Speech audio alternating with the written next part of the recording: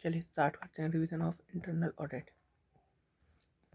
ये छोड़ दिए। पहला पहला पॉइंट, सेक्शन 138 क्या कहता है, जो बात करते हैं इंटरनल ऑडिट के बारे में। एज पर सेक्शन 138 इंटरनल ऑडिट किससे कराना है? एवरी लिस्टेड कंपनी और एवरी अनलिस्टेड कंपनी जिसकी पेड अप कैपिटल 50 करोड़ या उससे ज़्यादा हो, जिसका टर्नओवर 200 करोड़ या उससे ज़्यादा हो, जिसकी borrowing at any point of time bank और फाइनेंशियल इंस्टीट्यूशन से 100 करोड़ से ज़्यादा हो, जिसका डिपॉजिट 25 करोड़ या उससे ज़्यादा हो at any point of time. और अगर प्राइवेट कंपनी की बात करें तो ऐसी प्राइवेट कंपनी जिसका टर्नओवर 200 करोड़ या उससे ज़्यादा हो, जिसकी बोरोइंग 100 करोड़ से ज़्यादा हो from banking financial institution at any point of time. ठीक है। उसके बाद इंटरनल ऑडिटर कौन कौन अपॉइंट हो सकता है? Chartered accountant, cost accountant, whether engaged in practice or not, or such other professional like CS, CFA, ACCA, as may be decided by board. Internal auditor may be or may not be employee of the company. Internal audit must be regarded as part of the management, not merely assistant thereto. ये एक dialogue है जो सिर्फ एक बार पढ़ लो बस, कि वो इंटरनल ऑडिटर क्या होगा, पार्ट ऑफ द मैनेजमेंट होगा, not the assistant. Next point आता है इंटरनल ऑडिटर का रोल क्या होगा। तो रोल को हमने यार कोड वर्ड सेट किया था, D code. D for define. Define क्या? Objective and scope, sorry, define क्या? Plan and scope and methods of internal audit function. E engage, oversee, engage and review क्या? Performance, test of training of professional staff. C बोले तो communicate, communicate करना key stake holder like distribution management. O oversee and monitor, किस चीज़ की? Internal audit assignment, planning, execution and reporting. D, again D, develop and maintain quality. E engage and monitor क्या? External expert if they involve in the internal audit assignment. तो internal auditor का role क्या होता है? D code. D for define, define the plan, scope and methods of internal audit function. Engage and review, किस चीज़ में? Performance में and training of professional staff. C for communicate with key stake holders just like DCWG and management. O oversees and monitor, किस चीज़ की? Internal audit assignments, planning, execution and reporting. D, develop and maintain quality. E engagement and review, नहीं, engage and manage external experts. उसके बाद आते हैं internal auditor की क्या क्या रिस्पॉन्सिबिलिटी है अकाउंटिंग और फाइनेंशियल रिकॉर्ड्स को लेके। तो इसको भी हमने कोड से याद किया था, ICAI OES, ICAI OES। ICAI में IC adequacy of internal control. A for associate with management and keep knowledge up to date. I for independence throughout the time. O for operate independently of accounting staff. E for not involvement in execution and executive functions. And S for observe fact and situation. अब बात करते हैं to the point, adequacy of internal में क्या कैसे करोगे? बाय continuous examination of accounting records and to safeguard the assets. By continuous examination of accounting procedure to safeguard the assets. A for associate with management and keep knowledge up to date, which might affect the businesses.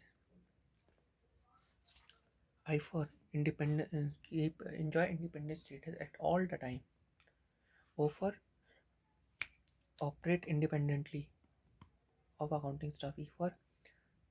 Uh, E for executive function, not involved in executive function as they have to comment on them.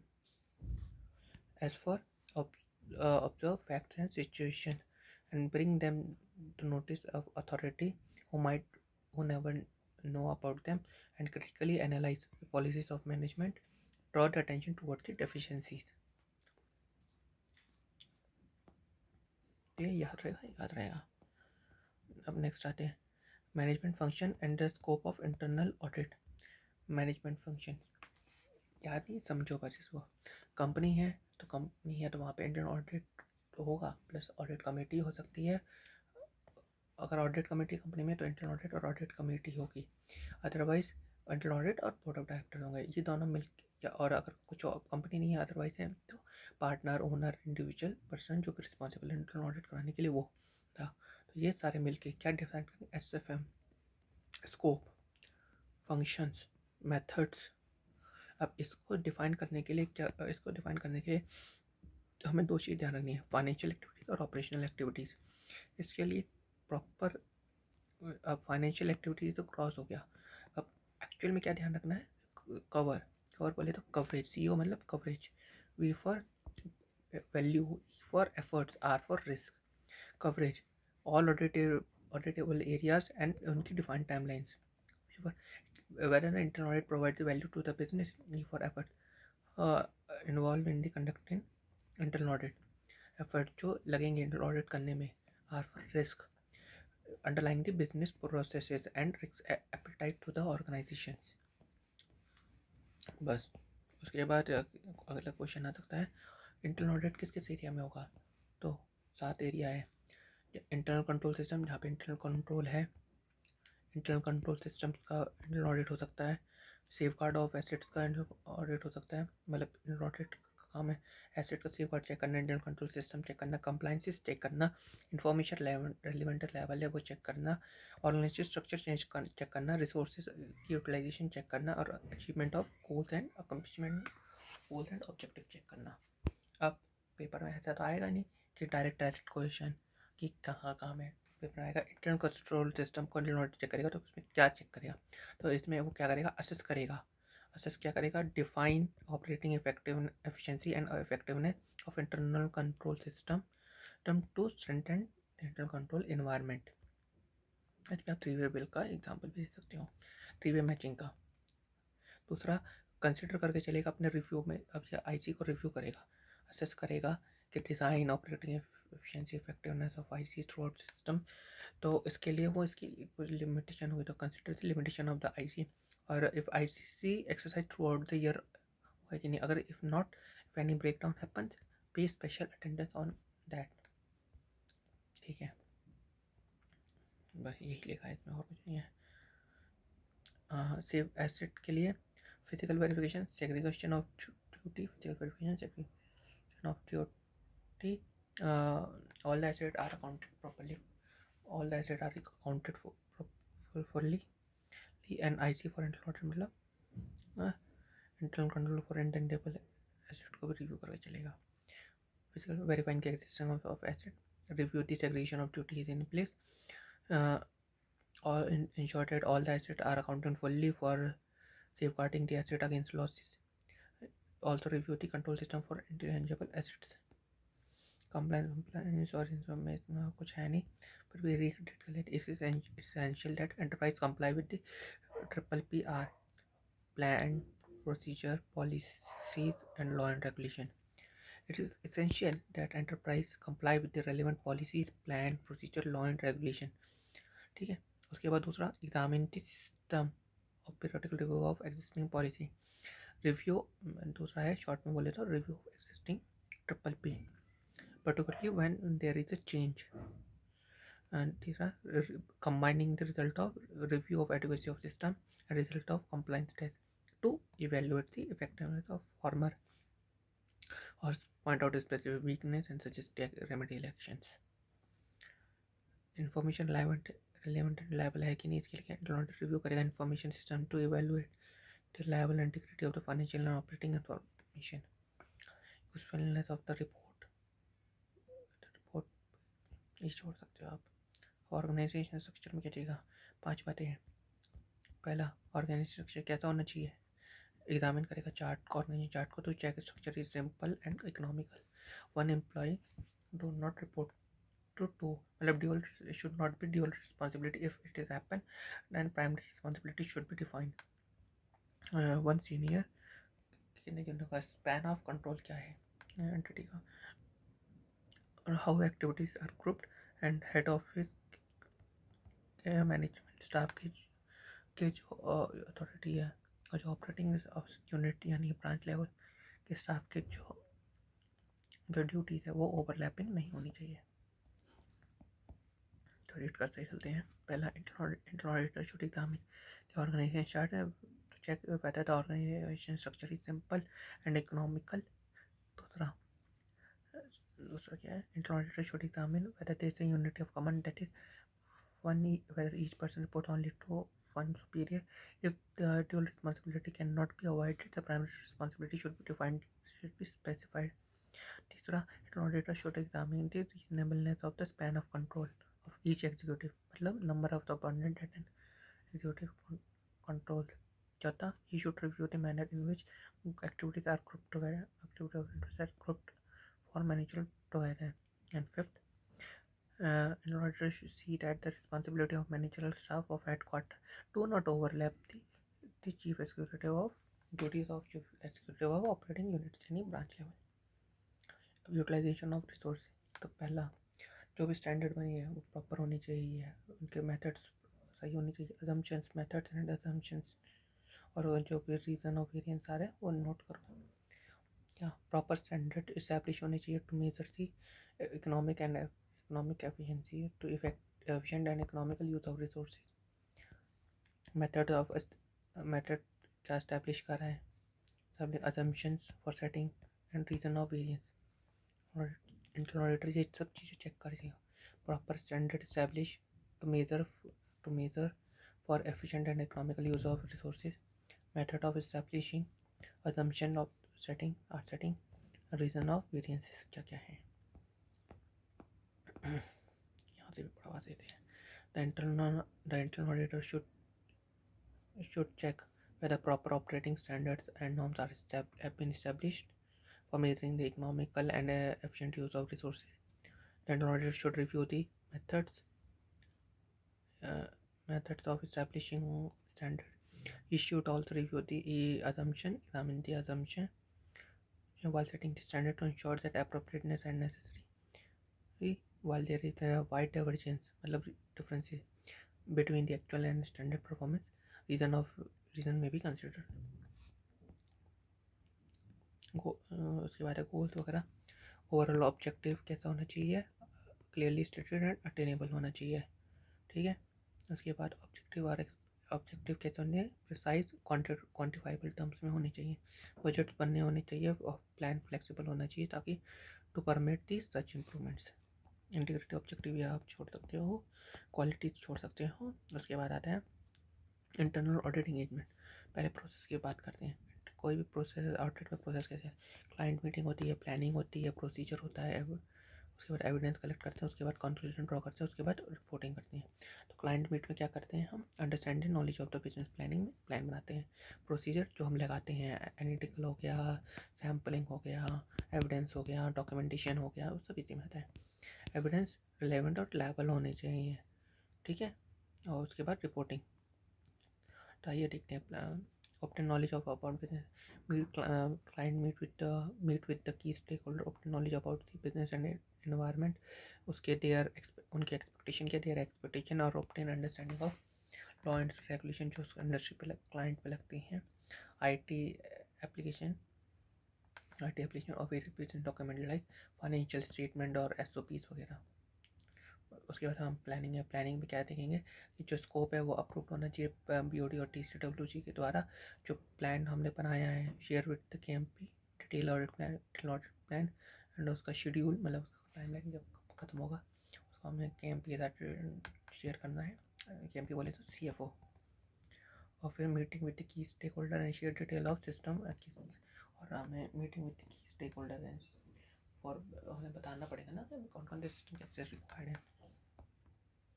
उसके बाद information कहते हैं. Obtain information, perform check और check कराएंगे about the integrity and correctness of information. कैसे हो, obtain information direct from source and internal information needed, advance notice required.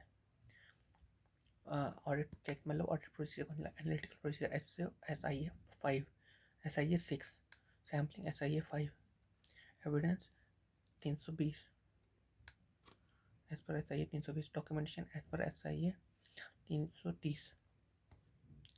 और interim audit after review work performed, हमें एक draft interim audit report देनी चाहिए। कोई स्पेशल असाइनमेंट हो गया तो उसके एक्टिविटी करके हमें उसकी रिपोर्ट इशू करनी पड़ती है, उसे कहते हैं इंटरिम ऑडिट रिपोर्ट। ये इस पर ऐसा ही 350 लगते हैं। जैसे report on inventory verification receivable management के साथ। उसके बाद आती है रिपोर्टिंग वाला पार्ट। रिपोर्टिंग में जब हम पहले बननी की ड्राफ्ट रिपोर्ट शेयर होगी, डिस्कस होगी मैनेजमेंट के साथ, उसके ऊपर एक्शन टेकन रिपोर्ट बनाई जाएगी उसके बेसिस पे कि but earth action plan agreed and action उसकी टाइमलाइन लिखी जाएगी। देन पुराने वाले जो लास्ट क्वार्टर के ऑडिट रिपोर्ट के एक्शन प्लान होंगे वो अचीव हुए हैं कि नहीं, ये उसका रिव्यू होगा और उसको एक्शन टेकन रिपोर्ट बना के एक फाइनल रिपोर्ट के साथ दी जाएगी। इसमें आप दो ऐसा ही और फॉलो करेंगे, 370 एंड 360। तो 60 होता है कम्युनिकेशन विद मैनेजमेंट और 370 होता है रिपोर्टिंग का।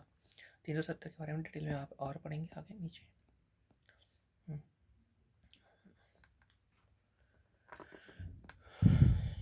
देखो ये है 370 के बारे में, ऐसा ही है 370 जो हमारा HS700 है उसके जैसा ही है। ऑडिट में क्या लिखा होगा, जनरली तो वैसे इंटरनल ऑडिट का कंटेंट और फॉर्म मैनेजमेंट डिसाइड करती है, इसमें कोई ऐसी रिपोर्ट फॉर्मेट है नहीं, पर कुछ केस में मैनेजमेंट ने दिया हुआ है content form and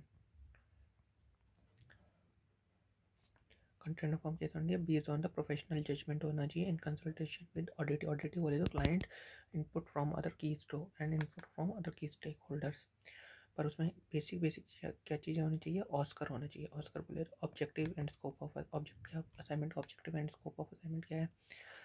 S for summary of the key observation, C for fact that audit conducted as per I है, फैक्ट दैट हमने ऐसा ही 370 का पालन करा है, अगर करा है तो लिखेंगे, नहीं करा तो नहीं, क्योंकि ये रिकमेंडेड नेचर गाइडलाइंस है।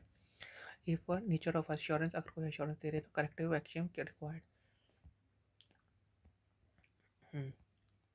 अगर स्पेशल इंटरनल ऑडिटर के वेरिफिकेशन का अगर कोई स्पेशल असाइनमेंट जैसे verification of asset inventory and receivable upon company issue report with local and executive management, 370 अगर पीरियोडिक रिपोर्ट जारी है तो ये कॉम्प्रिहेंसिव रिपोर्ट बोलेंगे, इसमें हमें ऐसा ही 370 फॉलो करने की जरूरत नहीं है और बोर्ड ऑफ डायरेक्टर हो जाएगा, सबमिट तो हाईएस्ट अथॉरिटी हो जाएगी, पर ये दोनों हो जाएगी। ये MCQ पर्पज से याद रखना है।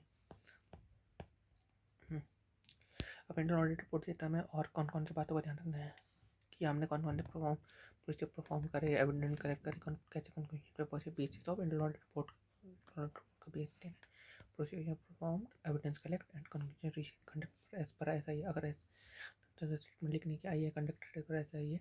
रिपोर्ट चल ऑस्कर में जो एस था ना वो इस पे था स्टेटमेंट के ऊपर, इस पर ऐसा ही 370 रिपोर्ट चल statement comprising content form matter of professional judgement पर इस सब level of assurance provided format content कैसा होना चाहिए, सही 380 के बाद तरह होना चाहिए जिसमें scope, period, summary, critical findings, rating, recommendation to improve control environment, detail audit plan, response from responsible कौन रिस्पॉन्सिबल प्रोसेस ओनर है उसके नाम। तो क्वेश्चन ये आएगा की एलिमेंट्स बता रिपोर्ट के, तो Oscar objective and scope statement that we have complied to say 370 and 380. If we comply 380 so C for C for क्या था facted audit as for some of the audit observation fact, C for facted audit was conducted as per SI 370, R for action required, correction management remarks, nature of assurance, then उसके बाद basis of internal नहीं scope जो यहीं से cut जाएगा, period coverage आएगी, additional summary, critical finding, rating, action taken, detail audit finding, process owner and recommendation to improve control, follow up यानी कि ATR। Chief Internal Auditor follow up Chief Internal Auditor monitor whether the action plan implemented or not, who is responsible for implementation, management. It's internal auditor responsibility if action taken or not. अगर review such action, अगर action taken तय हुआ है तो उस action को देखो which are not fully implement और report करो जो वो implement नहीं हुए। ड्रॉ अटेंशन, और अगर एक्शन टेकन पे काम ही नहीं हुआ है तो draw attention of management, if management still no action the reason. External और इंटरनल में क्या रिलेशंस है, ये काम का है नहीं। क्या internal audit as a management function काम कर सकता है? हाँ कर सकता है। कहाँ पे? कंट्रोलिंग वाली एक्टिविटी में, जिसमें क्या करेगा, क्रिटिकली इवेलुएट करेगा मैनेजमेंट की एक्टिविटी को, एडवाइस करेगा improvement for internal control, management business and operating risk को लेके। ये also report the gaps on the IC, identified the root और एंड सिस्टम मिटिगेटिंग कैप्स। उसके बाद आता है ऑडिट। ऑडिट ट्रेल में सिर्फ एक ही क्वेश्चन बन सकता है कि कौन कौन से controls audit trail regarding audit check करेगा। इंटरनल ऑडिटर तो एज पर सेक्शन कंपनी एक्ट का सेक्शन था, उसके हिसाब से ऑप्शन ऑडिट को चेक करना कि ऑडिट ट्रेल है कि नहीं। और इंटरनल ऑडिट को इसमें डिटेल में क्या चेक करना है, ऑडिट ट्रेल का फीचर डिसेबल नहीं होना चाहिए और डीएक्टिवेट नहीं होना, यूज राइट जो असाइन हुई ईच इंडिविजुअल को वो ट्रांसफरेबल नहीं होनी चाहिए। हर इंडिविजुअल को यूज़र राइट ट्रांसफ़र शेयर करिए और वो किसी और को ट्रांसफरेबल ना हो। और चेंजेस और confirmation to the audit trail are authorise, जो भी चेंजेस हुए हैं वो